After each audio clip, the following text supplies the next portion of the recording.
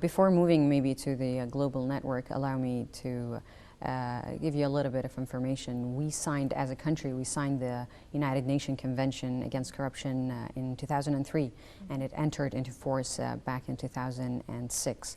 So let's say that's one of the main factors that gave birth to the Kuwait Anti-Corruption Authority.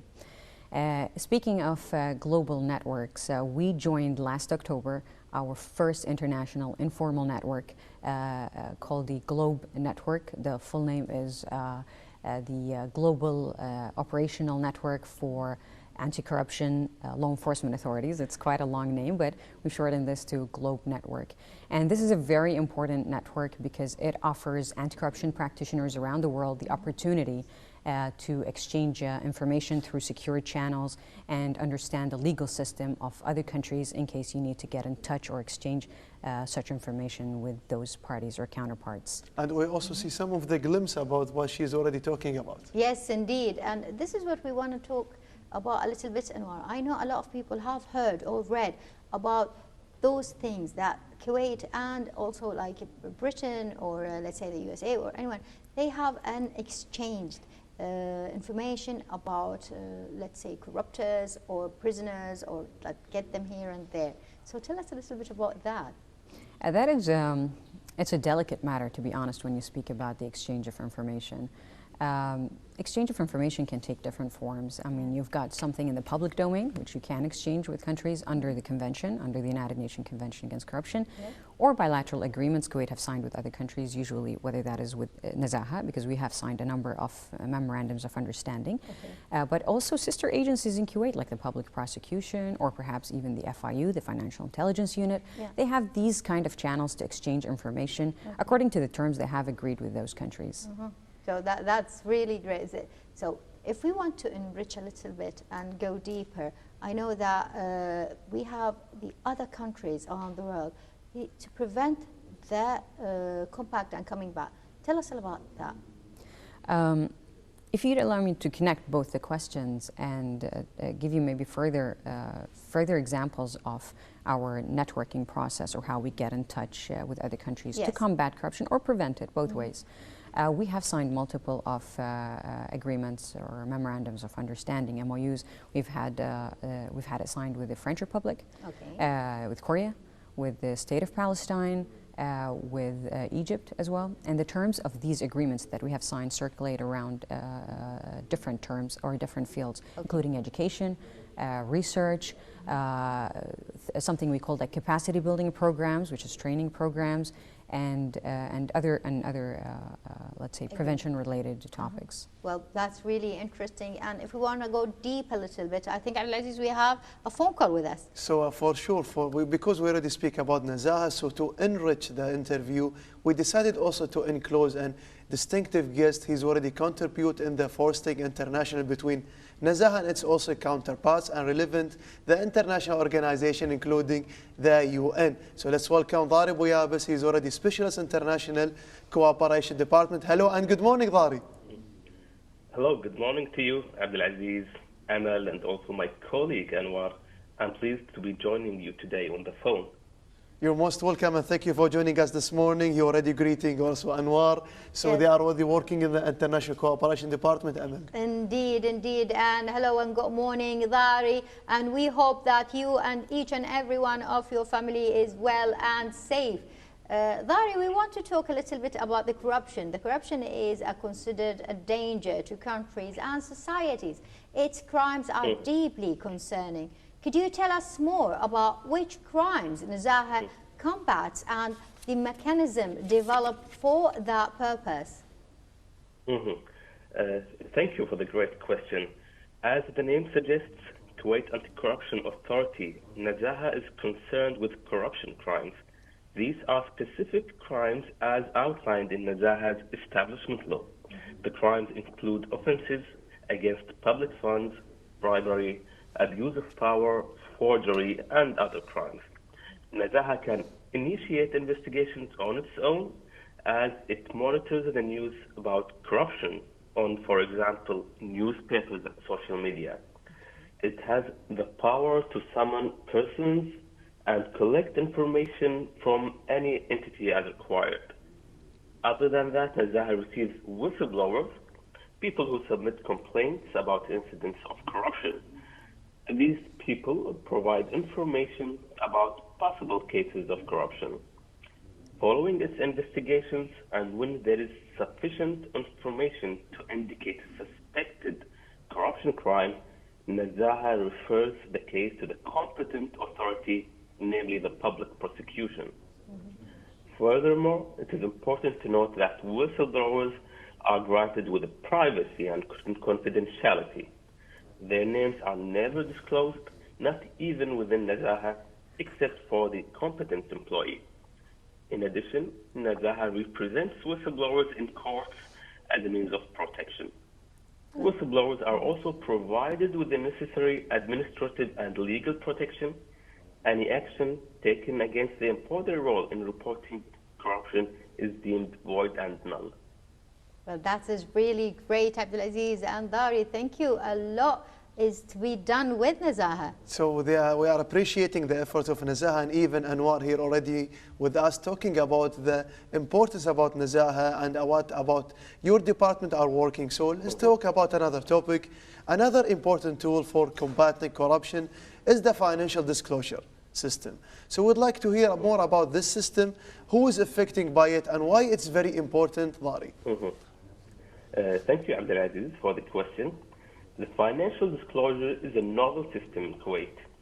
It requires specific high-risk officials to submit to Nazaha information about their wealth, including cash money, real estate, cars, bank accounts, and more. Any official in the rank of a department director up to the Prime Minister is required to submit the financial disclosure statement. The document must be submitted once the official is appointed. Then a statement update is submitted every 3 years. And the final statement is also submitted when the official leaves the office. The purpose of the system is to monitor the wealth of state officials and ensure that it is consistent with their income. It is a tool that protects them from any doubt in their integrity.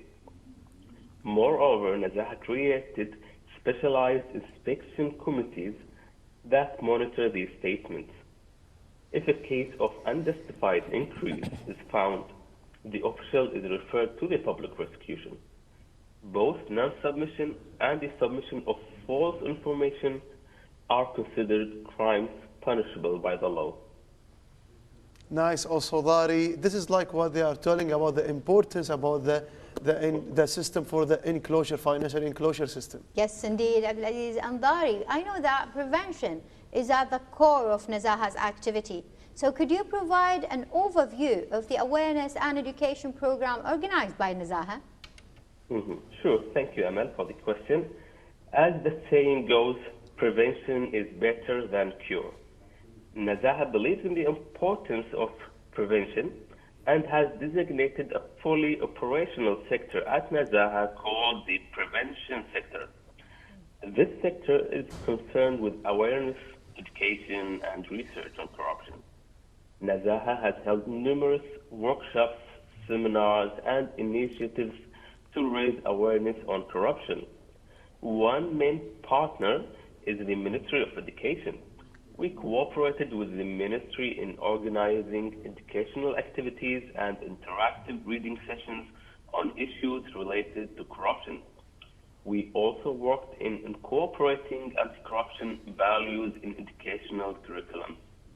In fact, some of these activities were developed in cooperation with the E4J initiative by the United Nations Office on Drugs and Crime, the UNODC. Also, we cooperate regularly with the Ministry of Information. We made short video clips on corrupt practices. Additionally, we collaborated with the UNODC to broadcast a children's cartoon called Disturbed on national TV to promote the values of integrity, transparency, and accountability. Nice. Dari, would like to thank you about your special and efforts of all people working inside the authority of Nazaha. We are appreciating your efforts. Everyone's working inside. So a special thanks to Dhari Buyabis. He's a special at International Cooperation Department. So we're back to our guest, also Anwar Al-Qadiri. Yes, we are back with you, Anwar. And you heard Dhari when he talked about the prevention. And I can really assure that, because my kids, when they came one day from school, they were asking me about Nazaha and they were talking to each other about it. So yes, the prevention is a must, and we know that it is going on. And we know that it touched upon the prevention of corruptions in workshops, as well training programs, as well as memorandums of understanding, let's say MOUs. And what about the compacting corruption crimes and take place? May leave the borders of Kuwait if someone really did that, and we hear about it or read about it on one of the platforms, the social media platforms, and they say he did something and then he left the country. Where is the role of Nazaha? Well, there's actually it's a question you can answer from different sides. When you talk about crimes that exit the borders of Kuwait, we're talking about the role of Nazaha in terms of monitoring, investigating, and referring to the public prosecution, or even cooperating with other sister agencies, whether that is a Fatwa and Legislation Department or the FIU. But also there's a key role for Nazaha, and that is the tracking and the pursuing of stolen assets outside the borders of Kuwait. Let's say specifically as an international cooperation department, that's our field. We don't look into the national crime. We do have an investigation sector that is concerned with that. But once the money is outside of the borders, that's when we move as a department. And we get in touch with anti-corruption agencies around the world. We of course, we involve the Ministry of Foreign Affairs in that sense. But also, we use tools that are permitted under the United Nations Convention Against Corruption, which are like the MLAs, the Mutual Legal Assistance tools, in order to gather information, financial information, assets, the stolen assets, tracking them, in order to finally being able to recover the stolen assets and returning them to the government of Kuwait. And we are actually playing a very active role in that. Well, at the moment. I'm sure that you are playing a lot of an action, because I know that those data isn't really easy to track, and while doing that, you're doing a great job. So we also appreciate the efforts you are doing for Nazaha.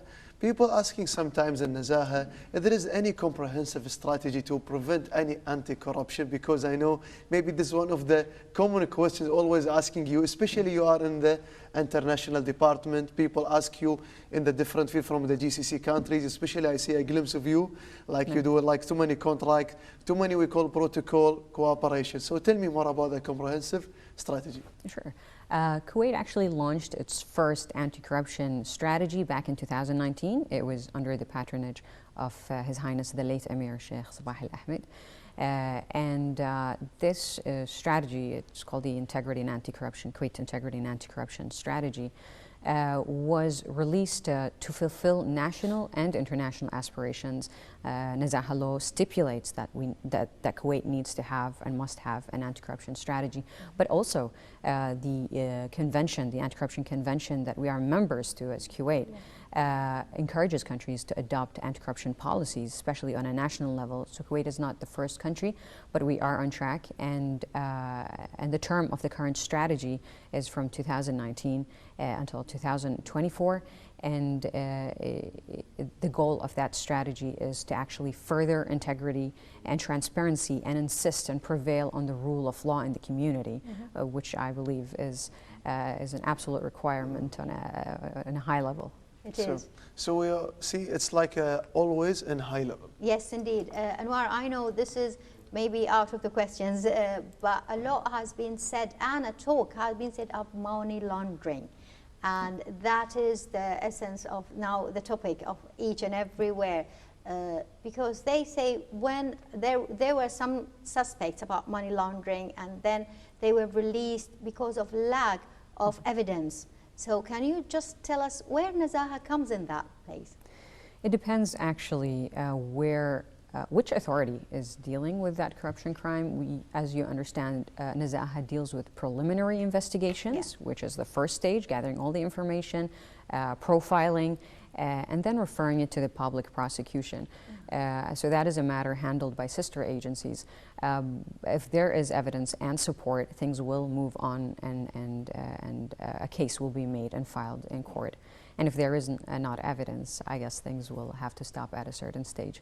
But Nazaha does fulfill its requirements under its law and under the International Convention by using all the tools and exhausting all the tools, especially when we joined this last Globe network I just mentioned. They should facilitate more evidence by gathering more information and understanding legislation in different jurisdictions.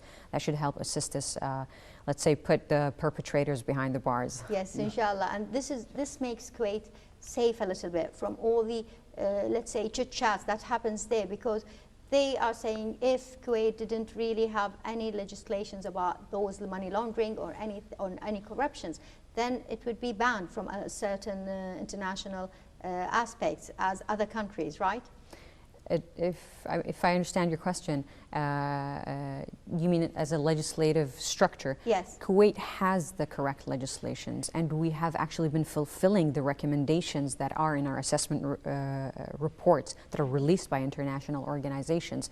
So in terms of legislations, we have the correct structure and the framework. It is the matter of enforcement that we are pushing forward to on a national level, not just for Nazaha. Okay, so we are in the right track. Yes, inshallah. So I want to know more about the role of your job, you and also Dari. It's like the international department. I know you are responsible for international countries. I need to know more to shed the light about your work, because people sometimes, even here in Ministry of Information, we have something about local, something about Arabic and international. So what about Nazaha? Nazaha, well, I always, when someone asks me this question, I breathe, I sit back and I breathe, because if I'm trying to sum up all the tasks that we do, I consider ourselves at the International Department multiplayers, to be honest. We work with international organizations. We even tailor and coordinate training programs, or what we call, the term we call building capacity programs. And we do this on a multi-level or a multi-agency level, so we usually invite other agencies from Kuwait in order to be trained to do that. But definitely we do also the part of the agreements and drafting agreements and getting cooperation, gathering information from other countries. So you could think of a vast amount of tasks that we handle at the department. Well, we are proud and we are really happy of such intelligence that we have it among us, and doing your best to get and clear the name of Kuwait from any knickknacks here and there. Thank you. Any last words from you, Anwar? Well, I'd like to thank you very much for giving us that opportunity to shed the light on such a sensitive matter, a delicate matter, as corruption. And I just want to emphasize that corruption is, as everybody knows, a complicated problem. Not only in Kuwait, in many countries around the world, and there are absolute amazing endeavors around the world in order to combat and finally, hopefully, eliminate corruption. But let's just remember it's a matter of collaboration between different sectors, not just the public sector, but we're talking about public and private sector. The civil society has a role. Individuals, nationals of the country has a role, especially in terms of reporting crimes that they witness.